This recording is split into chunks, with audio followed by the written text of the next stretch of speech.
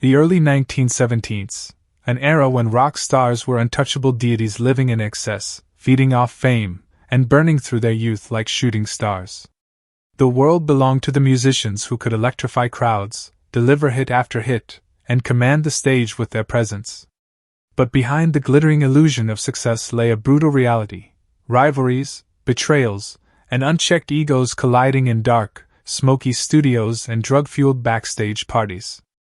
At the center of it all stood Jim Gordon, a drumming prodigy whose skills could elevate any track to legendary status. His beats weren't just background noise, they were the backbone of rock classics. He was the man behind the rhythms of You're So Vain and Ricky Don't Lose That Number. His talent was undeniable, but so was his darkness. Beneath the facade of the charming, disciplined musician lurked a storm of rage, paranoia, and violence. For years, the truth about Gordon was hidden behind closed doors. He was too valuable, too talented. His skill on the drums made his growing volatility a dangerous but tolerated secret. But now, decades later, Bobby Whitlock, his former bandmate from Derek and the Dominos, has pulled back the curtain. And what he's revealing is sending shock waves through rock history. The Jim Gordon that fans worshipped wasn't just difficult, he was a monster in the making. Think of Layla and Other assorted love songs, an album soaked in raw, unfiltered emotion. A sonic masterpiece that felt like a confessional bleeding straight from Eric Clapton's soul. The wailing guitars, the desperate cries of love lost, the aching notes of the piano outro. It was the sound of heartbreak immortalized. But what most fans never realized was that the heartbreak wasn't just in the lyrics. It was in the air, in the studio, in the very dynamics of the band itself. And at the heart of the tension, a storm brewing inside the group, was Jim Gordon. His presence was like a shadow that stretched across every recording session, every rehearsal. He was a towering figure, not physically, but in the way he carried himself, in the way he expected absolute obedience from those around him. Jim Gordon wasn't just a drummer, he was a force. And not in the way that inspires. He was the kind of force that made people uneasy, the kind of energy that sucked the oxygen out of a room. Bobby Whitlock saw it happening day after day. He stood beside Gordon as the man's behavior shifted from intense to unnerving, from disciplined to domineering. His perfectionism, once admired, had become unbearable.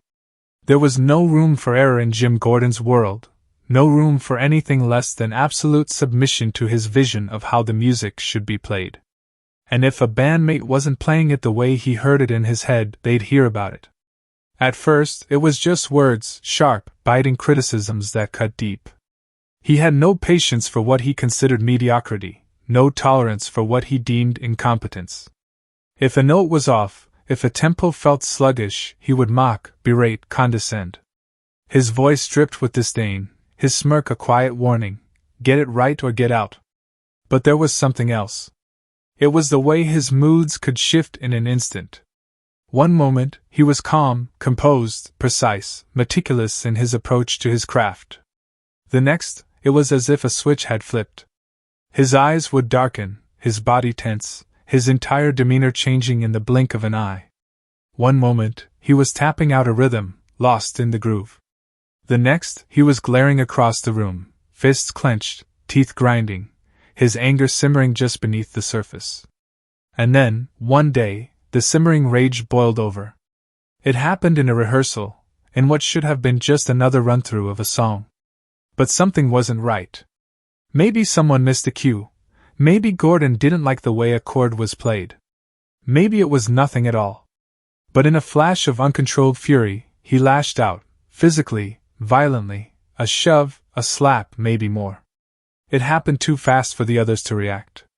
One moment of pure, unfiltered aggression, and then a heavy silence. No one moved. No one spoke. They had seen tempers flare before. They had seen musicians clash. But this was something different. And no one dared challenge him. Not yet. But it wasn't just his temper that poisoned the band's dynamic. There was something else, a betrayal so underhanded, so personal, that it would leave a bitter taste in the mouths of those who knew the truth. It was hidden in plain sight, nestled in the haunting, melancholic notes of Lila's iconic piano outro, a melody so beautiful, so devastatingly poignant that it felt as though it had been pulled from the depths of a broken heart. But it didn't belong to Jim Gordon. It belonged to Rita Coolidge. The story had circulated in whispers for years. Coolidge, a gifted songwriter in her own right, had composed the melody, a piece of music that held deep personal meaning for her. She had played it for Gordon once, shared it in a moment of intimacy, unaware that it would soon be stolen. And when Lila was released, there it was, her melody, her creation, her heart and soul, credited solely to Jim Gordon. She was robbed, not just of royalties, not just of recognition, but of the truth of her own artistic legacy. Bobby Whitlock knew. The people closest to the band knew. And the resentment it created, the betrayal it represented, was something that could never be erased. By this point, the tension in the band had reached a breaking point.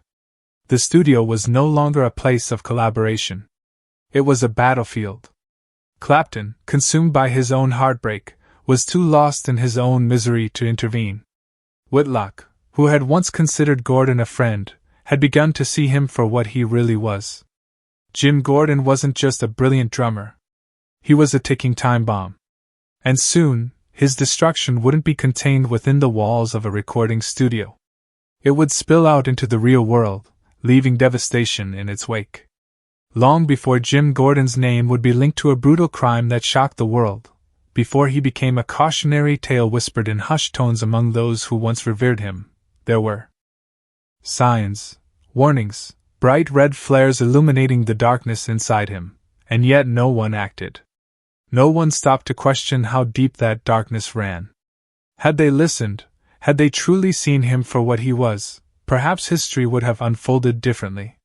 Perhaps Rita Coolidge would have never found herself alone on that hotel hallway floor, her body crumpled beneath the weight of Gordon's rage. At first, their relationship seemed like the perfect match, two young musicians on the rise, swept up in the intoxicating rush of fame, recording sessions, and late-night jam sessions with legends. Coolidge was more than just another voice in the background. She was a force, a singer-songwriter with a striking presence and a talent that was impossible to ignore. She had worked with the greats, Chris Christopherson, Leon Russell, Stephen Stills, yet somehow, she was drawn to Gordon. Maybe it was his charm, that smooth confidence he exuded when he wasn't consumed by his demons. Maybe it was the way he played the drums, tight, disciplined, seemingly in control. But control was something Gordon only possessed when his hands were behind a drum kit. Everywhere else, it slipped through his fingers like sand. The cracks in his personality were always there, but in the beginning, they were easy to dismiss. A sharp word here, an icy silence there, a lingering look that felt less like admiration and more like calculation. But as time passed, the cracks deepened, and Coolidge found herself standing on increasingly unstable ground. Then came the breaking point. It was supposed to be just another stop on Mad Dogs and Englishmen, the legendary tour featuring Joe Cocker and an all-star lineup of musicians.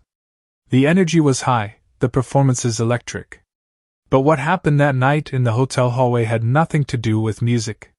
It had nothing to do with love or passion or the fire of an argument that got out of hand. No, this was something else entirely. Without warning, without provocation, Gordon turned on her. Think of that moment, 1 second, they're walking side by side, perhaps discussing the show, maybe laughing, maybe lost in thought. And then, a shift in the air. A sudden movement too fast to process. A blinding impact. A force so powerful, so unexpected, that her body collapsed before she even understood what had happened. Darkness. Then, consciousness creeping back in. The cold floor against her skin. A throbbing pain spreading through her skull. She opened her eyes, disoriented, waiting for the comforting presence of someone, anyone, to be there. But there was no hand reaching down to help her up, no voice murmuring apologies or asking if she was okay. She was alone. Jim Gordon had walked away. No explanation. No remorse. No hesitation. He had left her lying there as if she were nothing, as if she were just another inconvenience to be discarded. This wasn't a moment of passion-fueled rage. It wasn't a heated argument that spiraled out of control. It was an act of pure, cold-blooded violence, an attack devoid of emotion, of reason. And what made it even more terrifying was the world's reaction. Because there was none. Rita Coolidge was a woman in a man's world, in an industry where rock stars were gods and the damage they inflicted was excused as part of their genius. Women who spoke up were ignored. Abusers were shielded as long as the music played and the records sold. No one wanted to hear about what happened behind the curtain. Gordon faced no consequences, no backlash, no punishment. No one whispered about it in industry circles. No journalist dug into the story. No label executive called a meeting to discuss his behavior. He simply moved on, his career untarnished, his reputation intact. But those who had seen the truth, who had felt the weight of his violent outbursts, who had watched the fire in his eyes turn from creative passion to something far more dangerous, knew better. Bobby Whitlock saw it. Eric Clapton saw it. The people who worked with him, who traveled with him, who lived in his orbit, they all saw it. This wasn't just a troubled man. This wasn't just another musician succumbing to the pressures of fame, another casualty of the era's excesses.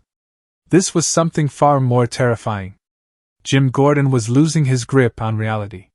His demons weren't just creeping in from the shadows anymore. They were taking over. And the explosion was yet to come.